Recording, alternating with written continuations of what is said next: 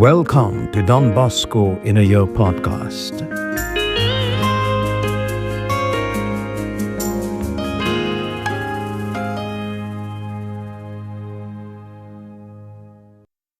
Day 47.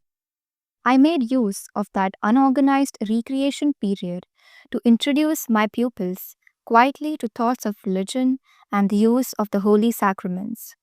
To one, I might whisper a recommendation to be more obedient, to be more prompt in attending to his duties.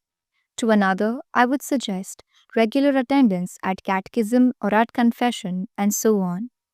In this way, these play periods provided me with an opportune means of making personal contact with a crowd of youngsters who, on Saturday evening or Sunday morning, would willingly come for confession.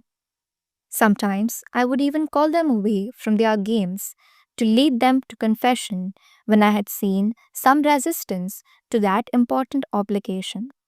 I will mention one case out of many.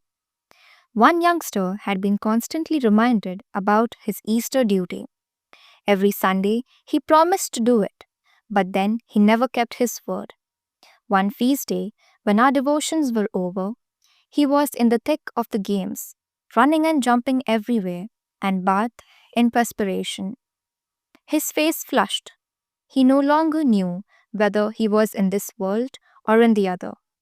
I stopped him in his tracks and asked him to help me with something in the sacristy. He wanted to come just as he was, in his short sleeves. No, I told him, put on your jacket and come. When we got to the sacristy, I led him to the apse and said, kneel on this, pray you. He did, but he wanted to move the kneeler. No, I replied, leave everything as it is. Then what do you want me to do? Make your confession. I am not ready.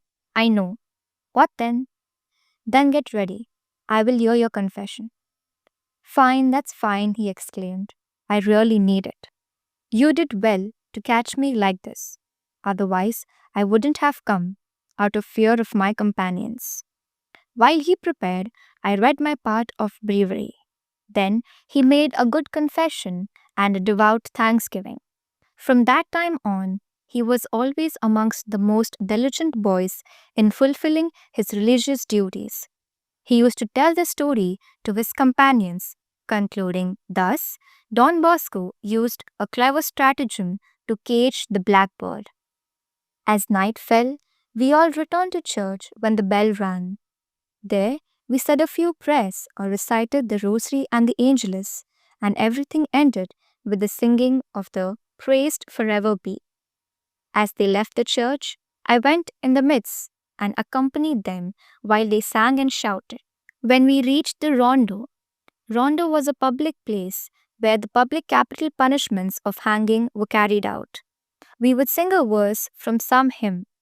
Then I would invite them back for the following Sunday with a loud chorus of good nights all round. Each went his way. Quite unusual was the scene of the departure from the oratory. As they came out of church, each would wish the others a good night, and 1,000 times without making any move to leave his companions.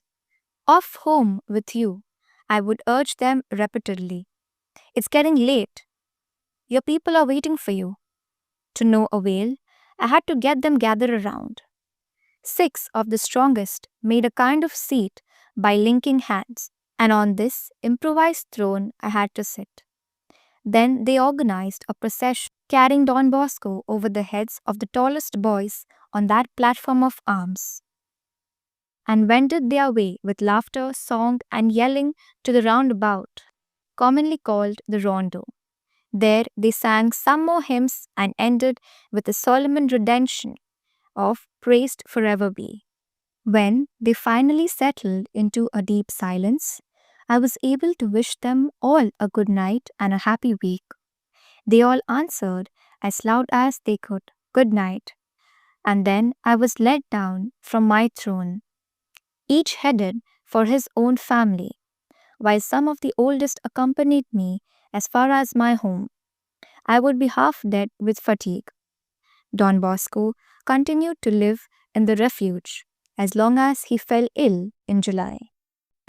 Thank you for joining us today on this journey to know Don Bosco. May these reflections deepen our faith, guide us closer to God each day, and hope to see you all tomorrow.